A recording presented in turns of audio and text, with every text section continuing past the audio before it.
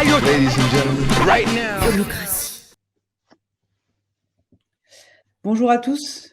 Alors, hop, j'amène juste ma petite installation. Petite vue double écran. Donc, bonjour à tous, bienvenue pour cette nouvelle session Les Experts par Morning. Vous êtes déjà nombreux, connectés. Donc, je ne vais pas perdre de temps, mais je vais juste vous rappeler que nous sommes donc sur Wisely, qu'on va être ensemble pendant 1 heure. Vous pouvez vous poser toutes vos questions sur le chat à droite. En attendant que je me présente, je vais vous demander si c'est possible pour vous de nous dire où vous êtes en France, parce qu'aujourd'hui, grâce aux nouvelles technologies et au confinement, on n'est pas tous à Paris. Et n'hésitez pas aussi à nous faire un petit coucou, nous dire dans quelle boîte vous êtes, nous poser des questions dès maintenant. Donc moi, je vais me présenter. Je suis Anissa, en charge de la communauté chez Morning. Donc pour ceux qui ne connaissent pas Morning, nous créons des espaces pour que chacun passe une bonne journée de travail. Et moi, je vous donne rendez-vous chaque mardi et jeudi avec nos experts pour une parenthèse instructive dans votre journée. Aujourd'hui, nous allons parler d'organisation et d'agilité avec Victor Foucret, cofondateur de Ground. Et Victor est coach chez Ground depuis le début. Et surtout, c'était anciennement Frontière. C'est ça, Victor, hein, je ne dis pas de bêtises. C'est ça. Donc, il accompagne des équipes et des entreprises à construire leur modèle d'organisation agile pour gérer au mieux la complexité à laquelle elles doivent faire face. C'est notamment pour remplir cette mission que Ground a fondé Holocratie, que vous connaissez peut-être, holocratie.org, qui est la communauté de ceux qui travaillent autrement.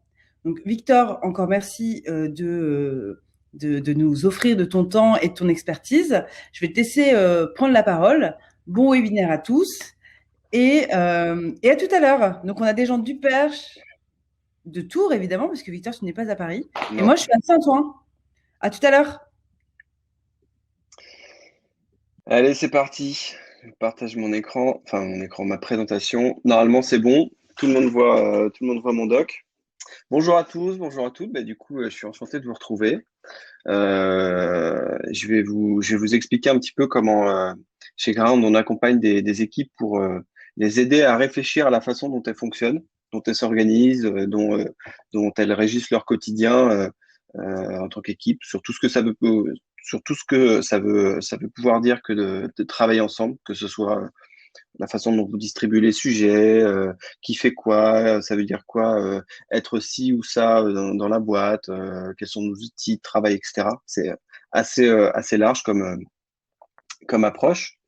Je vais me présenter rapidement et puis après on va essayer de plonger rapidement dans le sujet et d'être le plus concret possible pour vous aider à essayer aussi, si vous en avez besoin, de faire changer les choses chez vous. Comme le disait Anissa, on va passer à peu près 1 heure ensemble, mais vous avez la possibilité sur la droite de votre écran de pouvoir poser des questions, donc surtout n'hésitez pas. Je vais dérouler un certain nombre de thèmes, je vais parfois proposer des idées avec lesquelles vous serez d'accord, plus ou moins.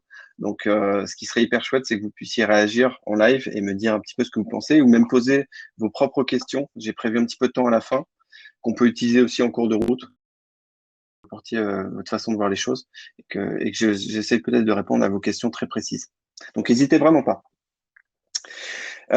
Du coup, Anissa a déjà un peu présenté les choses. Ground, en gros, c'est une petite équipe de moins de 10 personnes qui est basée à Paris, à Bordeaux, et qui accompagne d'autres équipes, que ce soit dans des startups, des grandes entreprises, des administrations, etc., sur leur façon de fonctionner. Donc, on aide ces boîtes-là à réfléchir à leur modalité de fonctionnement pour que, du coup, elles soient à la fois plus performantes sur ce qu'elles ont à faire et puis que, à travers ça, les membres de chacune de ces équipes-là soient plus épanouis, plus responsabilisés. En gros, s'éclatent aussi plus au taf, avec toujours cette notion d'équilibre entre en gros, y a pas, une équipe fait rien de formidable si elle-même, en tant qu'individu, ne s'éclate pas. En tout cas, j'en ai pas vu beaucoup. Sur le sujet du talk aujourd'hui, devenir une équipe agile. Alors, qu'est-ce que l'agilité? C'est un grand mot dans lequel on peut retrouver plein de choses, d'idées, de concepts, de familles différentes, de méthodologies, de travail, d'outils, de postures, de pratiques ou de façon de voir les choses, etc. Globalement, l'idée, c'est que l'agilité permet à une entreprise et puis surtout à une équipe, hein, ça permet d'être plus réactif, d'être capable de mieux réagir, c'est-à-dire simplement et rapidement à tous les nouveaux sujets qui arrivent, à toutes les nouvelles contraintes qui peuvent émerger, à toutes les opportunités qui se présentent. Et du coup, c'est être agile en tant qu'équipe, c'est être capable justement de s'adapter en continu de façon hyper simple à ce que la réalité vous propose de vivre. Et en gros, ça se oppose, entre guillemets, à des modalités de fonctionnement qui sont très rigides, qui sont lourdes à faire évoluer et qui ne permettent pas forcément aux gens qui sont dans de telles équipes ou entreprises d'avoir des modalités de fonctionnement qui sont à l'état de l'art de ce qu'on aimerait vivre chacun d'entre nous au boulot tous les jours. L'objectif aujourd'hui, c'est de vous présenter quelques tips que, en tant que coach, je propose aux gens que j'accompagne, quelques tips pour les aider à réfléchir et à trouver par eux-mêmes les règles du jeu qui sont les meilleures pour eux en tant qu'équipe. L'idée, ouais. L'idée, en gros, elle est assez simple, mais vous allez voir que c'est assez efficace. C'est que on aide les gens à se poser des questions. C'est tout bête, hein, mais globalement, quand on arrive dans une équipe, et vous-même en tant qu'équipe, vous êtes à un endroit A et vous aimeriez demain être à un endroit B en ayant changé un certain nombre de choses dans la façon dont vous fonctionnez. Peut-être qu'il y a trop de réunions, peut-être qu'il y a des processus que vous n'arrivez plus à comprendre, peut-être que vous avez des difficultés à onboarder facilement les gens parce qu'en fait, rien n'est documenté et que c'est difficile de faire votre travail et de faire comprendre ce sur quoi vous travaillez à votre propre équipe au quotidien. Donc, il y a plein de choses comme ça qu'on aimerait changer. Et finalement, ce qui se passe entre le point de départ d'une équipe qu'on accompagne et le point d'arrivée où elle a réussi à changer ses modalités de fonctionnement, c'est qu'elle s'est posé plein de questions. Et en tant que coach, en fait, depuis les années qu'on a commencé chez Ground à accompagner des boîtes, en fait, on se rend compte que en creusant un petit peu, on retrouve toujours les grandes catégories de questions parmi lesquelles se nichent à peu près tous les problèmes sur lesquels on est appelé à faire réfléchir les gens. Donc c'est ça que je vais essayer de vous montrer et c'est ça que je mentionnais ici dans ce slide avec ce terme de simplicité, c'est en fait faire du changement et les modalités de fonctionnement d'entreprise, c'est quelque chose de très complexe parce qu'il y a beaucoup d'incertitudes, il y a beaucoup de choses qui sont reliées les unes aux autres, mais en redescendant à un niveau de simplicité euh, abordable, on arrive à faire avancer une équipe et la faire réfléchir de façon beaucoup plus simple. C'est ce lien entre la complexité de la chose et puis finalement la simplicité à laquelle on peut réussir à atterrir. Donc l'idée, je vais vous montrer un petit peu les grands enjeux sur lesquels on retombe toujours quand on fait de l'accompagnement au changement et quand on essaie de faire réfléchir les gens. Et je vous montrerai sur quelques exemples, quelques sujets clés, ce que vous pouvez vous-même faire, j'allais dire dès cet après-midi, pour essayer de faire avancer les choses chez vous. Pour ce faire, en fait, je vais vous montrer quelles sont les questions que vous pouvez vous poser.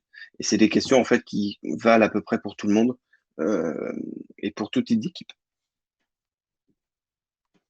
Je regarde juste comment on voit les questions. OK.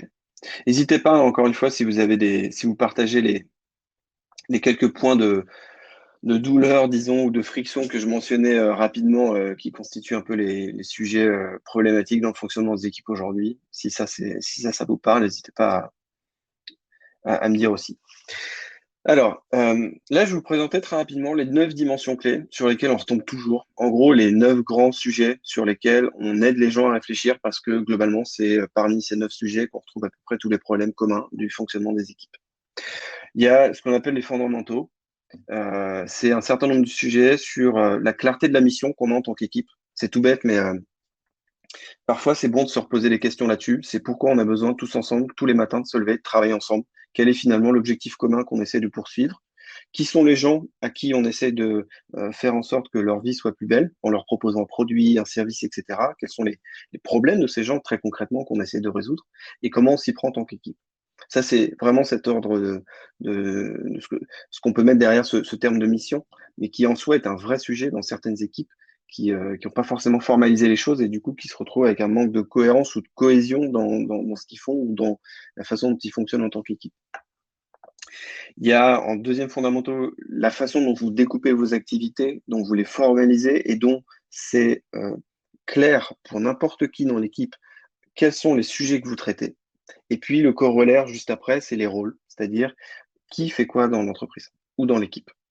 Ça, c'est vraiment des choses qui sont fondamentaux. En gros, pourquoi vous faites les choses, qu'est-ce que vous faites concrètement et qui les fait. Ça, c'est un triptyque de base sur lequel déjà, en général, il y a beaucoup de questions qui peuvent être posées à des équipes pour arriver assez simplement à voir si tout ça, c'est assez clair pour que l'équipe fonctionne bien derrière. Le deuxième, triptyque sur lequel, en général, on est amené à réfléchir avec les équipes, c'est la façon dont ça se fonctionne au quotidien. Quelles sont les règles du jeu pour tout le monde sur notamment la localisation et les rythmes de travail. C'est notamment des questions, je pense que vous êtes à peu près tous posées depuis à peu près un an avec le Covid, où on s'est retrouvé quasiment d'un jour à l'autre à devoir travailler en remote, à distance, en télétravail, etc. Donc, quelles sont ces règles-là, par exemple, partagées en équipe? Pareil sur les rythmes de travail, en gros, c'est quoi une semaine type? C'est quoi un mois type ou un trimestre type, voire une année type dans votre équipe, dans votre entreprise? Quels sont les grands temps forts qui vont marquer l'avancée des travaux? Comment vous allez réussir à travers ça à vous coordonner, à garder toujours un fil rouge dans le travail que les uns et les autres vont faire? La deuxième chose sur ce quotidien, c'est la façon dont vous gérez l'info. C'est un énorme sujet en général pour toutes les équipes. L'info, vous pouvez comprendre ça comme étant le carburant grâce auquel chacune d'entre vous là qui m'écoutez, vous êtes capable de savoir à peu près tout ce dont vous avez besoin de savoir pour travailler au quotidien. Qui fait quoi? Où est-ce qu'est la documentation sur tel sujet? Est-ce que je peux avoir un endroit où je sais qui prend quel type de décision? Quelles sont la liste, quelle est la liste des outils qu'on utilise pour faire quoi dans l'équipe? Etc., etc., etc. Il y a plein de choses sur lesquelles la qualité de l'info est extrêmement déterminante pour l'agilité de votre équipe, c'est-à-dire la capacité de chacun de ses membres à être confort et à être véloce dans sa façon de réussir à faire son taf au jour le jour, en déroulant un peu tout ce qu'il a à faire sans se poser de questions parce qu'il a tout apporté en termes d'information par rapport aux questions qu'il sera amené à se poser. Et puis, troisième élément du quotidien, c'est les outils de travail. En soi, je pense que c'est une thématique assez importante, notamment aujourd'hui, et notamment avec le travail à distance, où on se rend compte qu'en fait, tout comme un artisan, sans les bons outils, il ne pourra jamais faire ce qu'il a besoin de faire.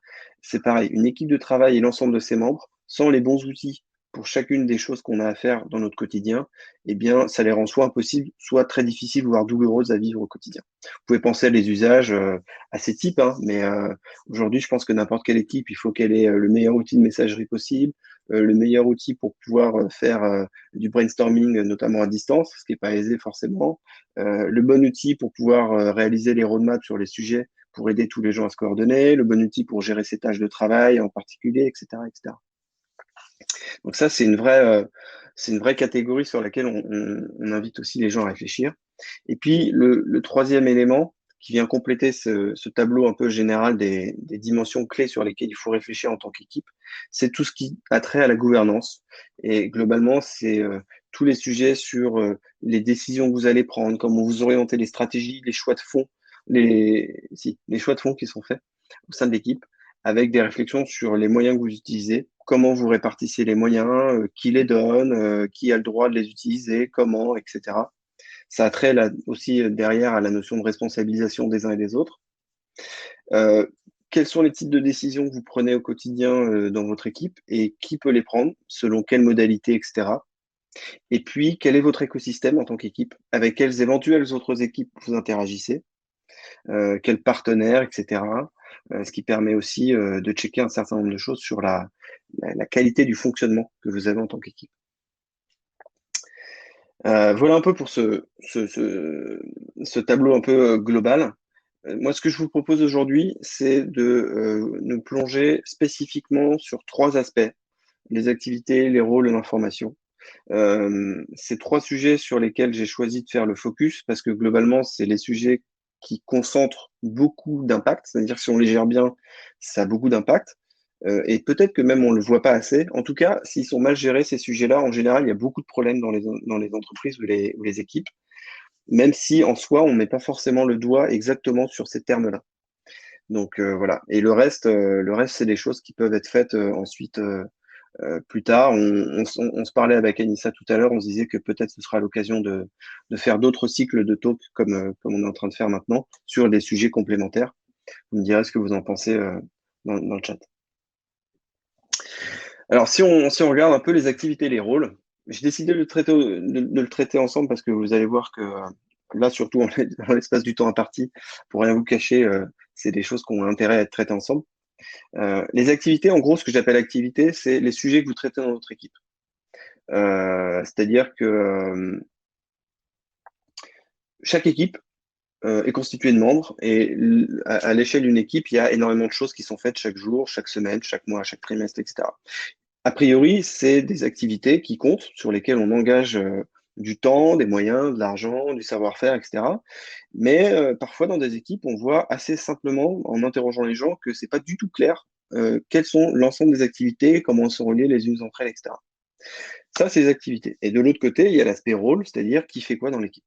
Qui fait quoi sur un sujet, qui est en lead, qui le fait, mais aussi, ça veut dire quoi que d'être, par exemple, leader sur un sujet, ou plutôt contributeur, qui n'est pas la même chose, etc.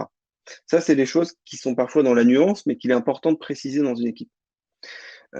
Toute l'idée, c'est d'arriver à répondre à l'adage selon lequel ce qui se conçoit bien s'énonce clairement. Et si dans votre équipe, les choses sont tout à fait claires, a priori, ce sont des questions sur lesquelles vous n'aurez pas trop de mal à répondre. Par contre, si ce n'est pas le cas, ce sera intéressant d'essayer collectivement avec votre équipe de répondre à ces questions-là pour réussir à donner de la clarté à votre modalité de fonctionnement. Et pas laisser, en gros, des espèces de trous dans la raquette où on se dit, non mais ça, je crois que c'est un tel, à mon avis, je pense que... Voilà. Ça, c'est des choses qui déjà commencent à poser quelques problèmes, notamment quand on est à distance, que c'est hyper dur. En fait, on peut plus aller taper sur l'épaule de son voisin pour lui demander quelque chose, etc. On verra que c'est surtout un problème qui est lié à l'information, mais là-dessus, c'est aussi un sujet. Les enjeux, en gros, quand on réfléchit à ces activités, à ces rôles, c'est d'éviter les sujets qui sont orphelins, c'est-à-dire qu'il n'y a personne pour les gérer, alors que pourtant, c'est des sujets qui, par rapport à la mission de l'équipe, sont hyper importants à gérer. Ça, c'est tout bête, mais parfois même, en faisant la réflexion, on se dit, mais attends, comment ça se fait là, il n'y a personne sur le sujet, alors que c'est un gros truc qu'il faut vraiment garder sous contrôle et faire avancer.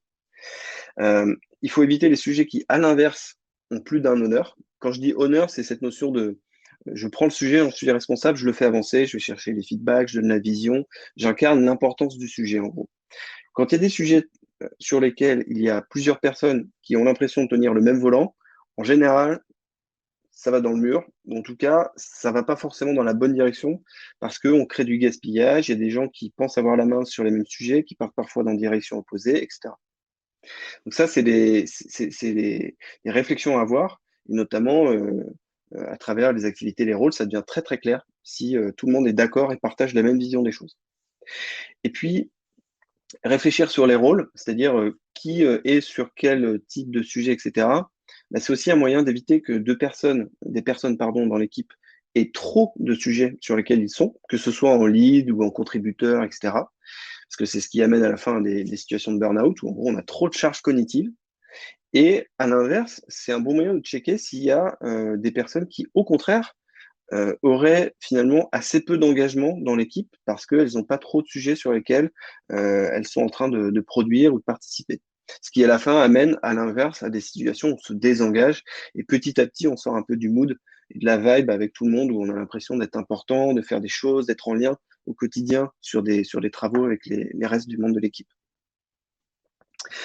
Et ce que je fais, et là on rentre un peu dans l'aspect tips, mais ce que j'aime faire en général, encore une fois, vous allez voir, c'est une approche assez simple au début, mais qui permet, parce qu'elle est simple cette approche, de déclencher des réflexions assez complexes, assez profondes chez les membres d'une équipe, c'est de demander à chacun finalement, au sein d'un atelier, de prendre en individuel des post-it, par exemple, de pouvoir lister sur l'ensemble de ces post-it-là. Vous pouvez le faire en live, hein. Il y a des outils qui existent, vous pensez à Miro, vous pouvez le faire avec... ouais, je vous conseille Miro, je ne vais pas trop m'hasarder, c'est quand même un outil génial pour le faire, M-I-R-O, Miro, je le répète une dernière fois. Donc ce que vous pouvez faire, c'est chacun, vous prenez du temps, vous listez ce qui vous semble être la liste de toutes les activités dans votre équipe, en disposant ces idées-là pour essayer de montrer, selon vous, encore une fois, quelles sont les relations entre toutes ces activités. Après, vous avez un temps d'échange où chacun va pitcher finalement la vision de ce qu'il a de son équipe et de ce qui est fait. Et en général, bah, c'est pas du tout la même chose. Et on a des gens qui, parfois, ont une vue très précise et très juste, mais d'une partie hyper, hyper lacunaire de toutes les activités, c'est-à-dire qu'il manque beaucoup de choses. Parfois, il y a des gens qui voilà, ont plus de bonnes réponses, entre guillemets, mais qui loupent un niveau micro parce que peut-être ils sont trop dans la hiérarchie ou trop éloignés des sujets. Ou, voilà. Mais c'est toujours bon de faire ce petit point. Et puis, une fois que vous avez fait ça, ce qui est intéressant, c'est d'arriver à vous mettre d'accord sur, je dis une V1 de la cartographie que vous obtiendrez. Je dis V1 parce que il y aura toujours une V2 derrière, une V3, une V4, etc. Ne serait-ce que pour la bonne raison selon laquelle la réalité va vous imposer en tant qu'équipe de vous adapter en continu. On ne peut pas décréter que l'organisation de mon équipe va rester la même pendant 5 ans, parce que la réalité aura toujours raison et va vous inciter à évoluer dans les sujets que vous allez prendre en main dans votre équipe. Il y a des sujets qui vont grandir, qu'il faudra ensuite casser en plus petits morceaux que vous allez distribuer. Il y a des sujets qui vont complètement disparaître, parce qu'au bout d'un moment, ils vont perdre de leur importance. Donc voilà, ce que vous allez faire au sein de cet atelier, ça vaudra à date, mais il faudra être capable de s'interroger à échéance régulière sur la validité et la pertinence de cette cartographie. Et cette cartographie, ensuite, bah, il faudra pouvoir y apposer dessus, entre guillemets, sur les différents points qui correspondent aux activités, y apposer bah, le nom des personnes qui, dans l'équipe, sont effectivement sur le sujet. Et quand je dis sur le sujet, ça peut être soit leader, c'est-à-dire qu'ils incarnent le sujet, c'est eux qui sont responsables sur le sujet de faire avancer les choses, de dire ce qu'il serait bon de faire, ce qu'il serait bon d'attendre de faire. C'est aussi important parfois d'être capable de le dire. Et les autres rôles dont vous auriez éventuellement besoin, comme des contributeurs, où des gens vont venir filer un coup de main au leader parce que c'est des gros sujets. Ça, là, ce que je vous décris là, c'est globalement le déroulé type d'un atelier que vous pourriez faire dans n'importe quelle équipe. Parfois, on me dit que c'est quelque chose de très simple, très basique et qu'il n'y a pas besoin. Si c'est aussi simple que ça, faites-le. Au pire, vous allez passer une bonne heure ensemble. Au mieux, vous allez vous rendre compte que peut-être que vous entendez bien, c'est super cool, mais que en fait, vous n'avez pas du tout la même vision des choses et vous gagnerez énormément de temps à vous poser cette question-là, à vous en rendre compte et derrière à agencer la façon dont vous travaillez. Je vais juste vous montrer un exemple de ce que ça peut donner. Ça, c'est notre équipe, Ground. En gros, l'outil que je vous présente là, c'est un outil qui s'appelle Crystal. Je vous le dis parce que je ne suis pas neutre dans l'affaire, sachant que c'est Ground qui l'a développé pour nos propres besoins en tant qu'équipe. En fait, on commençait à gérer beaucoup de sujets et, et on n'avait pas d'outils pour faciliter la visualisation de l'ensemble de ces activités. Donc, on a créé un outil qui s'appelle Crystal. Vous pouvez y avoir accès, n'importe quelle équipe, créer un compte gratuitement et puis réaliser votre propre cartographie des activités.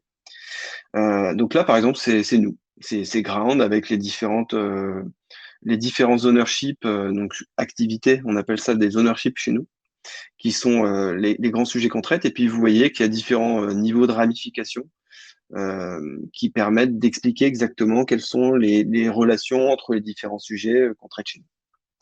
Sachant que là-dessus, on a aussi une vue, juste comme je vous disais, avec les personnes, où on sait qui est sur quel sujet. Je vous ai pas montré le détail, mais quand vous cliquez en gros sur un des éléments de la carte, vous avez un onglet qui s'ouvre avec est-ce que c'est leader, est-ce que c'est contributeur, quels sont les liens de documentation, une petite description du sujet qui permet de comprendre aussi de quoi on parle, etc. Donc ça, et ça, il y a pas plus de 24 heures, je l'ai utilisé avec notre nouvelle stagiaire qui est arrivée, que j'accompagne, pour lui faire comprendre en 10 minutes ce qu'on faisait au global dans notre équipe. Donc c'est un bon moyen de checker si votre onboarding peut être fait et vous puissiez en 10 minutes pitcher toute votre organisation à quelqu'un de complètement neuf, entre guillemets, qui arriverait dans votre équipe. Est-ce que ça vous parle tout ça? Parce qu'il n'y a pas beaucoup de commentaires, vous êtes très silencieux. Alors je sais que vous ne pouvez pas parler, mais vous pouvez notamment écrire sur vos claviers. N'hésitez pas à réagir si ça vous parle, si vous avez d'autres questions. Alors ouais, le lien Crystal, c'est crystal.work. Vous allez pouvoir trouver ça là-dessus. Donc ça, c'est un peu le premier sujet sur lequel je travaille pas mal avec les équipes que j'accompagne. C'est quelque chose d'assez basique, encore une fois, mais en posant des questions simples qu'on arrive ensuite, de fil en aiguille, à trouver les points vraiment profonds sur lesquels aider les gens à réfléchir. Christelle est dans la même veine que Holacracy. Alors, disons que alors, il y a Hola Spirit, qui est le nom d'un logiciel de visualisation des activités, qui effectivement est de l'ordre de Crystal. C'est-à-dire que ce sont deux logiciels qui permettent de rendre visible l'ensemble des activités au sein d'une équipe et leurs relations mutuelles. Et l'holacratie, par ailleurs, c'est un petit peu différent. C'est vraiment le nom d'une approche méthodologique complète et intégrale pour organiser une équipe. Et du coup, pour mettre en place l'holacratie, il y a différents logiciels dont la Spirit, il y a Glassfrog aussi qui existe et qui permettent de faire ça. Donc ça, c'était un peu le premier sujet sur lequel je voulais vous partager un peu des la Spirit. Bien vu, Audrey. Sur lequel je voulais vous parler aujourd'hui. Deuxième sujet, c'est l'information. Je vous avais dit que je vous en parlerais. L'information, c'est un truc qui est, comment dire, c'est un grand mot, pas un gros mot, un grand mot dans le sens où derrière, il y a plein de choses qui se cachent. Il y a la culture du travail, ce qu'on appelle en asynchrone, avec la capacité qu'a une équipe à pouvoir travailler sans forcément être toujours au même endroit, au même moment, en multipliant les réunions, les visioconf, etc. Il y a la qualité de la documentation, il y a des notions d'outils aussi, parce que documenter, c'est aussi passer du temps dans des outils à mettre au propre l'ensemble des informations dont chacun doit disposer dans l'équipe pour venir faire son travail. Donc c'est quelque chose qui est assez large. Je vais essayer de vous montrer nous comment on aborde les choses chez Grind et comment pour nous-mêmes on se les applique et comment on essaye d'inviter des équipes à se saisir du sujet. Quand je dis information, là j'ai mis quelques petits exemples. Les roadmaps, c'est-à-dire les feuilles de route, par exemple sur la cartographie des sujets qu'on voyait précédemment. Où est-ce que je suis en capacité, moi, membre d'une équipe, de trouver la feuille de route de chacun des sujets qui comptent dans l'équipe? Est-ce que c'est possible? Si oui, sous quelle forme?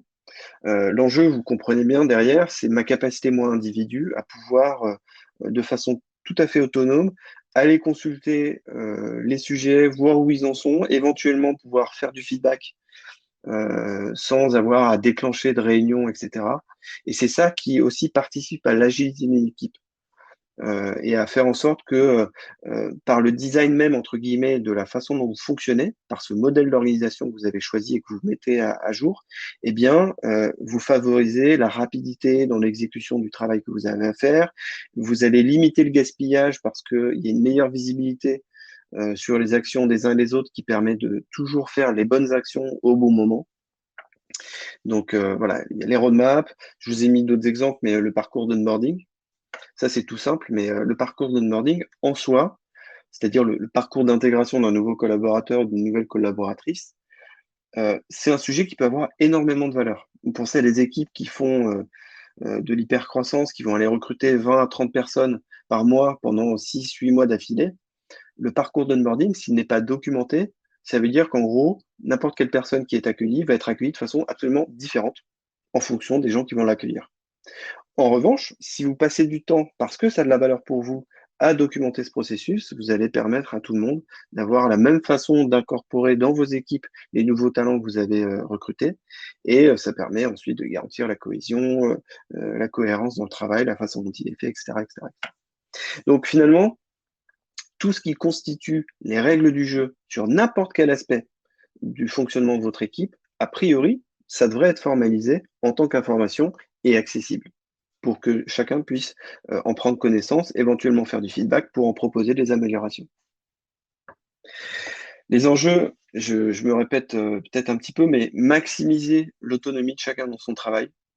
C'est sûr que si moi, mon boulot, je sais qu'il est en relation avec 2 ou 3 autres sujets, mais que ces autres sujets, je suis absolument aveugle sur l'ensemble des tâches qui sont en train de dérouler, et la façon dont moi j'aurais intérêt à me coordonner avec eux, c'est sûr que ça va être hyper difficile déjà de savoir quelle bonne action faire.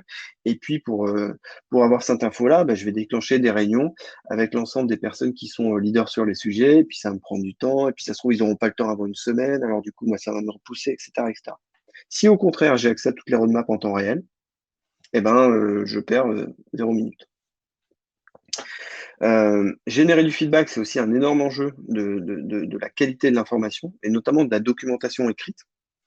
Parce qu'en gros, si vous vous en tenez à des visioconf pour lesquelles il n'y a pas de notes, et s'il n'y a pas de documentation par ailleurs, en fait, c'est hyper difficile en tant qu'individu pour réagir à des choses qui auraient été dites, à des décisions qui auraient été prises, étant donné qu'il n'y a absolument aucune trace. C'est un peu parce qu'aujourd'hui, ça devient évident, entre guillemets, parce qu'on est en télétravail et qu'on commence vraiment à saisir la valeur de, de, de, de cet effort de documentation écrite. Mais lorsqu'on était encore, entre guillemets, en équipe colocalisée au même moment, au même endroit, pardon, bah, il y avait quand même des réunions. En gros, vous partiez 5 minutes avant pour aller prendre un call. Et puis, en fait, vous aviez compris que toutes les décisions, elles avaient été prises à la fin sans que vous étiez là. Et puis, comme il n'y a pas eu de compte-rendu qui avait été fait, parce que tout le monde disait que c'était OK, machin, en fait, vous, potentiellement, un, vous auriez pu complètement louper la décision, et deux, même s'il y a une décision qui a été prise, vous n'auriez pas su pourquoi, parce qu'en fait, les échanges n'auraient pas été retranscrits. Donc voilà, c'est aussi derrière la perte de sens, et puis la perte d'engagement aussi dans les décisions qui sont prises. Et tout ça, à la longue, c'est usant. Et ça peut amener à penser que travailler peut perdre de son sens, malheureusement. Rendre compréhensible les décisions, c'est le troisième point, je pense que je l'ai déjà abordé. Alors, quand j'essaie de faire réfléchir, enfin quand je fais réfléchir les équipes à cette notion d'information, je leur apporte un petit modèle qu'on a construit chez Ground, qu'on a appelé le modèle 5 étoiles, qui permet de checker la qualité de votre gestion de l'info dans une équipe. Je vais vous le montrer juste après. Et puis, un petit peu comme sur tous les sujets, l'idée, c'est ensuite de penser aux outils de documentation qui sont les meilleurs pour vous en tant qu'équipe pour passer cette documentation à l'écrit. J'insiste encore un peu, mais derrière cette question de l'information, il y a vraiment cette notion de la documentation à l'écrit qui est extrêmement importante pour plusieurs raisons. La première chose, c'est qu'en tant qu'équipe qui fait du télétravail, ça vous permet de survivre. Parce que ça va permettre à chacun d'avoir accès à ce dont il a besoin pour travailler, à savoir ce carburant que représente l'info pour prendre des décisions, savoir quoi faire, etc. Ça vous permet aussi d'historiciser un certain nombre de choses pour pas refaire des erreurs par rapport à des choses que vous auriez déjà faites. Et vous n'allez pas refaire les mêmes erreurs parce que vous savez et vous avez accès à cette info qui vous explique ce qui s'est passé, comment vous avez fait les choses, etc.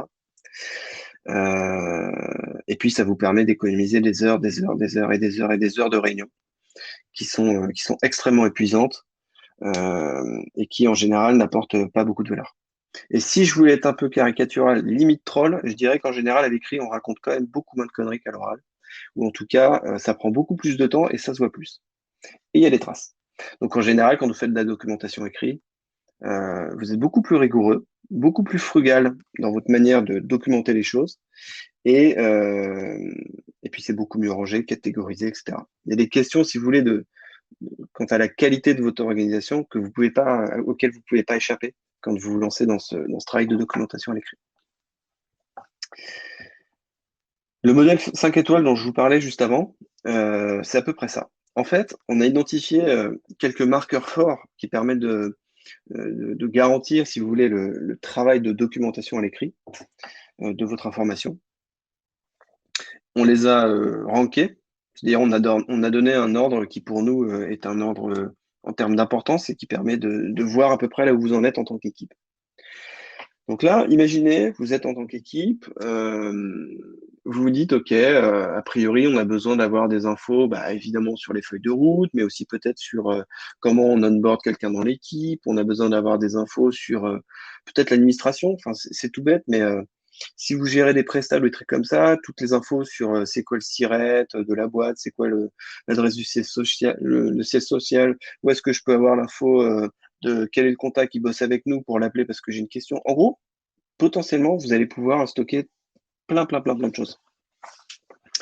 Après, la question, et c'est notamment c'est justement l'enjeu de ce modèle, c'est première chose, est-ce que toutes les infos dont vous pensez que les membres de votre équipe ont besoin, est-ce que cette info, elle est écrite? Oui ou non? Est-ce qu'elle existe à l'écrit, d'une façon ou d'une autre? Ça, c'est la première chose. Si elle n'existe qu'à l'oral ou dans la tête de quelqu'un, il y a un problème. Est-ce que la façon dont cette information-là est retranscrite à l'écrit, est-ce que c'est fait selon des règles communes? C'est-à-dire, est-ce que tout le monde dans l'équipe a bien compris comment on allait rédiger, stocker, partager, rendre accessibles, etc., les informations qui sont documentées? Ou est-ce que c'est pas du tout le cas? C'est-à-dire que je veux dire, mais si, c'est documenté, c'est à l'écrit, mais en fait, personne sait où c'est, ou j'ai nommé mes fichiers de façon complètement incompréhensible, ou en fait, bah oui, c'est stocké dans un drive, mais en fait, j'ai pas ouvert les accès, donc en fait, l'information est quasiment invisible. Ça, c'est la deuxième petite étoile. Niveau 3 étoiles, c'est quand vous êtes capable de faire en sorte que vos informations soient accessibles en ligne. Donc, d'où l'aspect URL, c'est-à-dire une adresse pour pouvoir y accéder en ligne. Par exemple, un board Trello, ça a une adresse mail, un dossier sur Google Drive, ça a une adresse mail, un repo sur GitHub, ça a une adresse, pardon, mail, n'importe quoi, c'est une adresse web. Donc, vous pouvez y accéder en ligne. Donc, vous n'avez pas besoin, par exemple, d'appeler un tel pour lui demander de regarder dans son disque dur dans son ordi s'il a l'info. Donc là, ça paraît un peu peut-être basique, hein, mais il faut le redire. Il y a des équipes pour lesquelles c'est salvateur de se poser cette question-là. Et l'idée, quand je mets une URL par info, c'est de se dire finalement comment est-ce qu'on est capable de casser entre guillemets toutes ces infos dont on a besoin en des morceaux sur lesquels on va mettre à chaque fois l'adresse qui va bien. Parce que dire si je dis à Anissa j'ai mis mon talk, mon support de talk dans un Google Drive. Je t'ai ouvert l'accès au Google Drive, sauf que dans Google Drive, il y a 52 sous-dossiers et 100 pièces, 100 documents dans chacun des sous-dossiers. Aïssa va devenir folle. Par contre, si je lui envoie juste une URL qui amène directement à l'information clé, à savoir mon support, c'est beaucoup plus simple. Donc ça, c'est pareil. C'est quelque chose qui amène beaucoup à réfléchir sur la façon dont vous allez structurer votre information. D'où d'ailleurs l'enjeu de pouvoir structurer vos propres activités sur une carte. L'idée étant que derrière, vous allez vous appuyer sur cette cartographie des sujets pour ensuite, sur chacun des sujets, mettre l'info au bon endroit dans les outils que vous aurez choisis pour documenter. La quatrième étoile, c'est la compréhension. En gros, c'est bien de documenter à l'écrit, c'est bien d'avoir des règles communes, c'est bien d'avoir une URL qui donne accès à chaque morceau d'information dont vous avez besoin. Ce qui est encore mieux, c'est quand vous faites un effort dans la formalisation, dans la rédaction, pour garantir que n'importe qui dans l'équipe ait bien toute la compréhension sur les informations qui sont partagées. Par exemple, sur la question du jargon ou des acronymes ou des sigles, qui ne sont pas forcément partagés par tout le monde dans l'équipe, faites attention à ne pas en mettre. Par exemple, nous, je sais que chez Ground, ce qu'on fait, c'est qu'on interdit dans la documentation à l'écrit tous les mots sur lesquels on pense que potentiellement personne ne les comprendra, notamment parce que on invente parfois des acronymes ou des choses qui ne peuvent même pas être retrouvées sur Google. Donc potentiellement, ça veut dire que personne ne comprendra jamais ce qu'on a voulu dire. Donc ça, c'est le genre de cas, on le met de côté, on fait un effort et on rend l'information accessible. La plus compréhensible possible. Et puis, le dernier élément qui est qui permet même de déclencher, on va le voir juste après, mais vraiment une boucle, un cercle vertueux, c'est ce qu'on appelle une information qui est améliorable by design. Et là, on en revient assez vite à la question des outils, c'est que ce qui est hyper intéressant, c'est de faire en sorte que l'effort de documentation ne vienne pas redoubler un autre effort de production que vous auriez fait. C'est-à-dire que, par exemple, moi, je travaille beaucoup avec Trello. Dans Trello, j'écris des choses et c'est cette façon-là dont je produis les éléments que j'ai besoin de poser, d'expliciter, etc. Et en fait, parce que je le fais sur Trello, je sais aussi que n'importe qui y a accès et sur chacun des morceaux d'informations que je pousse dans les tableaux concernant différents sujets de travail, les gens ont eux-mêmes accès à ça et peuvent déjà à partir de ces informations-là les améliorer en commentaire, par exemple, ou en faisant des feedbacks. Vous pouvez penser à des présentations sur Google où vous avez des commentaires, à des cartes Trello dans lesquelles vous pouvez pousser des commentaires. De la même façon, vous pouvez aussi le faire sur des issues dans GitHub, où en fait, vous avez exactement ce même principe de commentaires.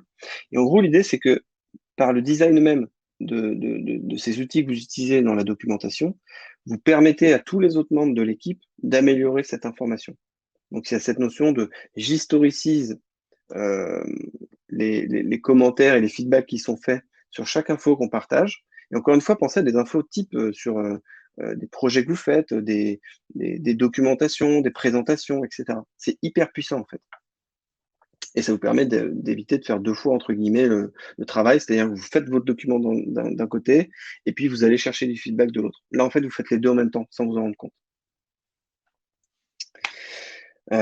Toute l'idée, en fait, de cette, ce qu'il y a derrière ce modèle des 5 étoiles, c'est de faire en sorte que vous ayez le moins de truck factor possible. Le truck factor, je vous l'écris dans le commentaire pour ceux qui connaîtraient pas l'expression. Truck factor, c'est en gros le facteur camion. L'idée, c'est que si moi, Victor, demain, je passe sous un camion, a priori, peut-être que les membres de mon équipe seront un peu tristes, j'espère. Mais quant à toute la documentation, l'info que je gère, mes sujets sur des clients, sur des sujets internes à l'équipe, etc., en fait, rien n'est inaccessible. Tout est en ligne, stocké, écrit selon des règles communes, accessible en ligne, compréhensible par le maximum.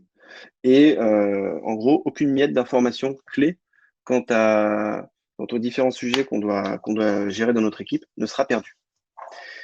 Si vous faites ça si vous pensez à ça, alors le truck factor, ça s'appelle aussi parfois le test du 10e étage. C'est-à-dire, vous prenez votre ordi, prenez l'ordi de votre collègue, juste à côté, vous montez au 10e, vous jetez l'ordi. Qu'est-ce qui se passe? En général, dans des boîtes un peu historiques, qui ne sont pas forcément sur une qualité de documentation telle que celle-ci, eh ben, en fait, il pouvait y avoir en local, dans l'ordinateur, des documents hyper clés qui n'étaient pas en ligne, qui étaient juste posés dans un Excel en local sur l'ordi. Et du coup, c'est perdu à tout jamais. Ou sinon, il faut le refaire. Mais en gros, on perd du temps, quoi. C'est un peu ce principe-là, le truck factor. Et ça, on s'en rend compte beaucoup, beaucoup, beaucoup avec le Covid. Où en fait, on a des équipes qui sont passées sur des modes de télétravail à distance. Ils n'ont pas eu le temps ni de formaliser l'info en se mettant d'accord sur les règles selon lesquelles ils le feraient, ni de partager les documents. Et du coup, c'est complètement galère de faire des échanges d'infos et de se les donner. Ah, c'est une bonne question que tu poses, Emmanuel. Attends, j'essaie de voir l'ensemble de texte. J'ai l'impression que je vois pas exactement tout le texte. La question que tu poses, hein, elle est bonne. Elle se pose effectivement. Il faut voir. Ça va dépendre le nombre de sujets, le nombre de gens qu'il y a effectivement dans ton équipe. Ça, c'est possible. C'est du cas par cas, je dirais. Ah, ça s'arrête tôt. Ah oui, d'accord, ok. Pardon. Oui, c'est une bonne question. Est-ce que le temps passé en doc, fois le nombre de process, le nombre de personnes n'est pas largement supérieur? Possible. En tout cas, ce qui est intéressant, c'est un autre aspect de la documentation à l'écrit, c'est qu'une fois que la documentation elle est écrite, finalement, on l'a objectivée. On l'a exprimé, c'est-à-dire on l'a fait sortir, on l'a posé et on peut l'objectiver, la regarder, essayer de comprendre ce qui est documenté, ce qui ne l'est pas, etc. Et dans un cadre d'amélioration continue de l'ensemble des modalités de fonctionnement d'une équipe, en fait, si on n'a pas, en fait, on ne peut améliorer que ce qu'on mesure et ce qu'on peut toucher entre guillemets, quoi. Si on s'est jamais penché et si on n'a jamais formalisé les choses en tant qu'équipe, c'est très difficile de se dire on va améliorer. On améliore quoi en fait? Rien n'est posé, rien n'existe, rien n'est objectivé.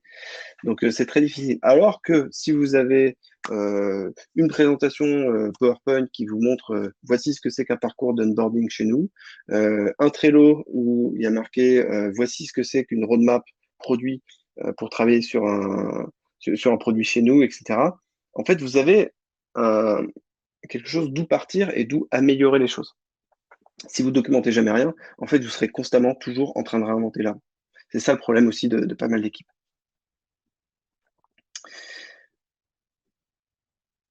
Et ce modèle 5 étoiles, normalement, si vous le mettez en place, ça vous permet d'avoir à la fin un fonctionnement hyper simple où il y a en gros 3 règles qui s'imposent. naturellement, disons, à chacun dans l'équipe. C'est-à-dire que si vous avez une info à partager, parce qu'elle est importante, je suis leader sur un sujet, je vais faire une nouvelle mise en prod ou je vais lancer un travail sur un nouveau sujet, etc. Bah, en fait, je vais le documenter selon les règles qu'on s'est données, de façon à ce que chacun puisse avoir accès à cette info. Au contraire, si j'ai besoin d'une info, je sais que le premier réflexe, ça va être de la rechercher, cette info, parce que a priori, elle a été documentée. Et ce faisant, c'est aussi un moyen de checker si oui ou non cette info, elle est bien documentée, selon les règles qu'on s'est données en équipe. Et si c'est pas le cas, là, je vais aller demander l'information à la personne dont je sais qu'elle l'aura, et je vais lui demander de la documenter. Donc ça va permettre de reboucler.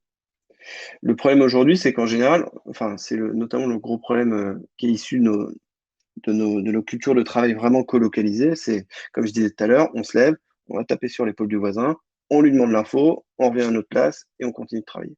Aujourd'hui, c'est impossible. D'où aussi l'enjeu de pouvoir formaliser l'info à l'écrit. Sinon, en fait, à distance, on ne fera que répéter ces mauvaises habitudes qu'on avait. Et c'est pour ça que moi, j'ai des clients dans des boîtes qui passent 20-25 heures par semaine en réunion pour se filer de l'info. Alors que concrètement, la très très très grande majorité de ces réunions-là sont consacrées à de l'échange d'informations qui aurait très bien pu être documenté à l'écrit. Voilà. Là, je vous montre juste un exemple de documentation à l'écrit. Là, ce que vous voyez, c'est un board, un tableau, donc Trello, dans lequel on a c'est le workflow en fait de préparation de nos événements qu'on appelle Yolocratie. Donc en fait, ici tout est documenté à l'écrit quant aux différentes tâches qui sont à faire et à refaire en fait à chacune des éditions de ces événements. Et en fait, c'est un template qu'on alimente à chaque fois avec les tâches à faire relatives à l'événement en particulier. Et puis dans la structure même, qui projette la façon dont on gère la façon de faire de l'événementiel chez nous, on améliore aussi la structure globale. Comme ça nous permet, non pas que sur le fond, mais aussi sur la forme, d'être capable de devenir meilleur à chaque édition.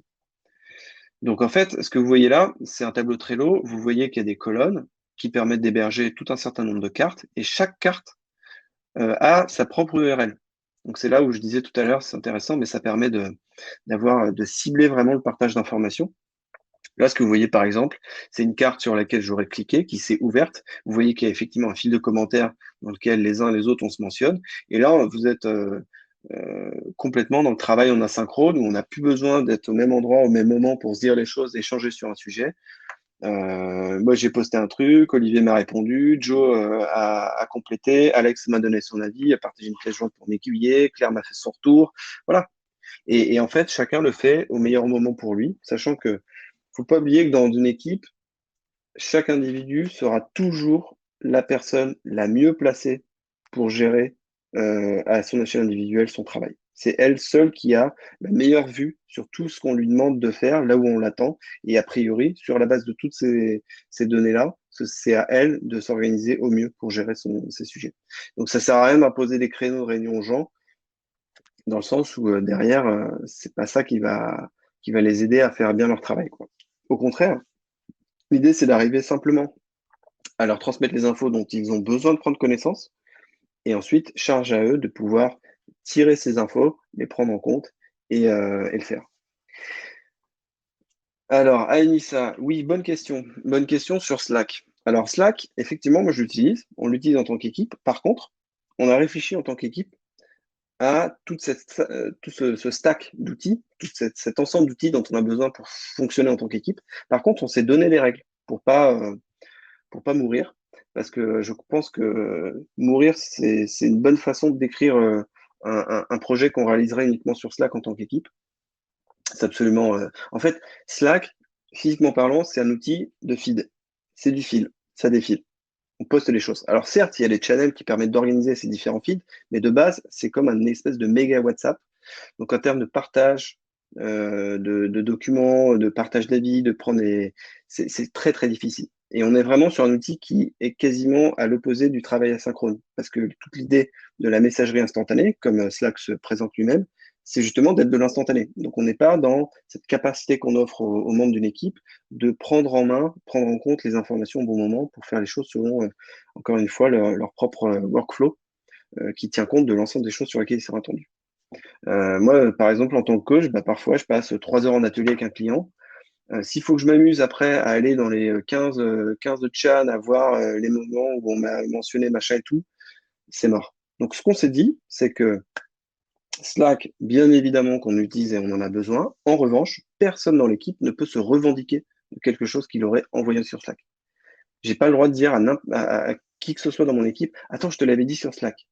Parce qu'en fait, on peut pas avoir ce genre de comportement. Sinon, ça veut dire qu'on attend de chacun qu'il soit constamment les yeux rivés sur Slack. Alors que c'est pas là qu'on fait le travail.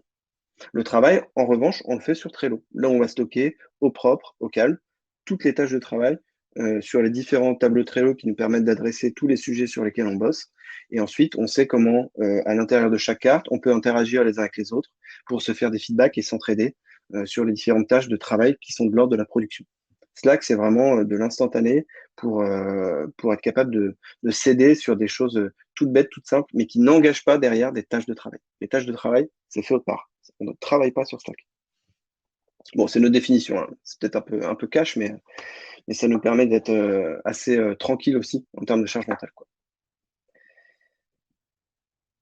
Ça, c'était juste un autre exemple sur GitHub. Vous voyez que c'est à peu près la même chose, hein. Ça, c'est ce qu'on appelle une issue sur GitHub, où en gros, vous allez pouvoir poster une description d'un sujet et puis, encore une fois, avoir des gens qui réagissent derrière. Donc, ça marche pas mal. Je sais que chez Alan, il bosse beaucoup avec GitHub. Donc, voilà. Et on arrive déjà au petit conseil avant de pouvoir finaliser. Je vous donne quelques petits tips et puis après, on aura 5 minutes. J'aimerais bien avoir quelques petites questions si vous en avez ou ne serait-ce même que des retours, au moins pour me signaler si c'est le cas, que je raconte n'importe quoi ou ça vous parle pas. N'hésitez pas à me le dire. Euh, les petits conseils que je vous donne, c'est que même sur ces sujets assez basiques que je vous ai présentés aujourd'hui, et je vous ai pas présenté tout le reste qui, lui, peut parfois être un peu plus touchy, mais même sur ces petites choses-là, n'oubliez jamais que on change pas tout seul et qu'à fortiori, quand on est dans une équipe, il faut que tout le monde puisse comprendre pourquoi on a besoin de changer, comment on souhaite changer et qu'est-ce qu'on veut changer. Si vous n'avez pas ça de façon globale dans votre équipe, ça va être très très difficile d'améliorer les choses. Donc il faut vraiment redonner du sens à ces besoins d'évolution dans vos modalités de fonctionnement. Et je dirais même que le plus important, c'est de vous assurer que même les gens qui aujourd'hui sont CEO ou managers, etc., comprennent aussi cette démarche et soient OK pour la vivre en tant qu'équipe. Ensuite, allez-y pas à pas. Hein. Je pense que vous avez compris qu'il y a pas mal de sujets sur lesquels vous pouvez réfléchir en tant qu'équipe. Et évidemment, il ne faut pas vous rêver d'ici à 2 mois avec des nouvelles modalités de fonctionnement tout à fait différentes de ce que vous avez aujourd'hui. Ça peut évoluer vite, mais il y a beaucoup de sujets. Puis en fait, on parle de la culture d'une équipe, c'est-à-dire de la façon même dont elle travaille et dont elle se comporte en tant que collectif. Donc ça change pas non plus du jour au lendemain. N'oubliez pas non plus de toujours formaliser au fur et à mesure toutes les avancées que vous allez faire en tant qu'équipe. Si vous faites un atelier sur les activités, si vous faites un atelier sur les rôles, sur la gestion de votre info, quels outils vous allez utiliser et comment pour documenter quoi, etc. Tout ce que vous allez vous dire, tout ce que vous allez acter, il faut que vous puissiez le documenter. C'est là où c'est un peu inception, c'est-à-dire que vous allez documenter à l'écrit toutes les règles qui régissent la façon dont vous fonctionnez en tant qu'équipe. Et c'est aussi parce que vous faites ça que vous allez être capable, ces mêmes règles, de les faire évoluer dans le temps en fonction de vos besoins en tant qu'équipe. C'est tout à fait normal de changer la façon dont vous décidez de gérer l'information, dont vous décidez d'onboarder les gens, etc. Il y a des équipes qui documentent tout. Nous, on le fait chez nous, on fait notre modèle de salaire, par exemple, on le documente. Il évolue aussi parfois, et ben on met la documentation à jour, etc., etc. Sur notre site d'ailleurs, TeamGround, vous pouvez trouver le descriptif de toute notre gouvernance, qui est en général un très bon moyen, encore une fois, pour onboarder rapidement des gens qui arrivent avec nous ou qui travaillent avec nous, par exemple en tant que free, en tant que prestat. Ça leur permet aussi de savoir comment ils vont pouvoir interagir avec nous. Et puis, surtout, revoyez-vous régulièrement pour garder tout ça à jour. c'est hyper important d'être en capacité en tant qu'équipe de vous interroger régulièrement sur toutes ces choses qui font que vous travaillez comme ci et pas comme ça, de façon à checker si ça a encore du sens ou si, au contraire, il faut que ça puisse évoluer. Voilà. Et pour vous aider, bien évidemment, vous pouvez aller sur le site de Yolocratie et écouter les talks, les podcasts et avoir un certain nombre d'idées. Et merci à tous. Je vois Anissa redébarquer. Welcome back. Merci. Et voilà. Je vais donner mon mail si vous voulez continuer d'échanger, l'adresse de notre site web et puis le lien vers Yolocratie et puis Cristal. Carrément. Merci beaucoup, Victor. C'était super intéressant. Bon, moi, comme tu le sais déjà, c'est des sujets qui m'intéressent beaucoup. Et notamment chez Morning, c'est des sujets sur lesquels on travaille depuis toujours. Même d'ailleurs, on a travaillé ensemble. Ne l'oublions pas. Si vous avez des questions, c'est maintenant ou jamais. Il reste 3 minutes. J'ai l'impression que c'était clair. Et d'ailleurs, on te dit que c'est clair et inspirant. Du coup, j'espère qu'on aura l'occasion de recréer ensemble du contenu comme aujourd'hui, parce que je trouve que c'est toujours hyper intéressant de pouvoir offrir ces moments sur l'organisation à la communauté. Donc, un grand merci, Victor, pour ton temps et toutes ces informations. Je vais vous envoyer un petit mail avec ses coordonnées, enfin, les coordonnées de Victor, le site de Ground, etc. Avant de partir, juste, je vais vous envoyer un petit questionnaire de satisfaction. Ça va vous prendre 30 secondes. Et moi, ça peut me donner quelques pistes pour la suite. Donc, d'ailleurs, n'hésitez pas, il y a une question sur s'il y a des sujets que vous voulez aborder. Et je vous donne rendez-vous jeudi pour parler de légal avec Damien Basson, qui est avocat chez Inlaw, des colocs. Ils vont vous parler de l'intérêt fiscal d'une holding. Autant vous dire, je ne comprends pas trop cette phrase, comme je n'ai pas d'entreprise, mais c'est plutôt du coup un sujet pour les entrepreneurs, pour savoir si une holding est nécessaire pour la gestion de son entreprise. Donc, merci beaucoup. Hop, je lance le formulaire de satisfaction. Bonne Ouais, et moi, journée à tous. je réponds en 2-2 à quelques petites questions. Allez-y. Tac, tac, tac. Emmanuel, tu parlais d'une approche RACI. Effectivement, le RACI, c'est une façon, c'est de poser une grille de lecture pour savoir quels sont les rôles, comment on gère les décisions, qui doit être informé de quoi, etc. C'est effectivement le même genre de réflexion nous qu'on propose à nos équipes, parce qu'en fait, derrière le RACI, même si c'est quelque chose de très classique et à l'ancienne, entre guillemets, ça fonctionne bien, ça pousse les gens à se poser les bonnes questions. Sur l'aspect, alors, la transition vers le digital, je suis avec des équipes principalement offline dans la restauration. Et ben, ça, ce serait intéressant d'en parler parce que effectivement, les outils digitaux sont quand même un bon moyen pour garder le lien, notamment en télétravail, à distance, etc. Après, c'est sûr qu'on peut aller plus ou moins loin, disons, en fonction du type de business et aussi de l'appétence des gens. Est-ce qu'ils sont habitués à utiliser ce genre de choses? Donc peut-être que ça doit faire réfléchir à jusqu'où on peut aller, quels sont aussi les types d'outils qu'on peut utiliser pour avoir des choses qui restent très accessibles et compréhensibles à des gens qui n'auraient pas forcément l'habitude de bosser avec. Comment engager les collaborateurs pardon, à travailler en mode agile?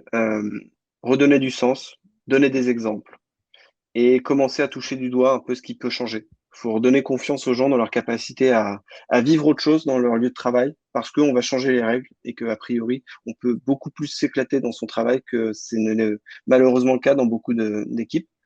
Donc pour ça, il y a des belles histoires. Allez sur yolocracy.org, ça vous donnera peut-être aussi quelques idées de choses qui ont changé dans des équipes. Voilà. Et voilà. Et puis si vous avez d'autres questions, envoyez-moi un mail. Je serai très content d'y répondre.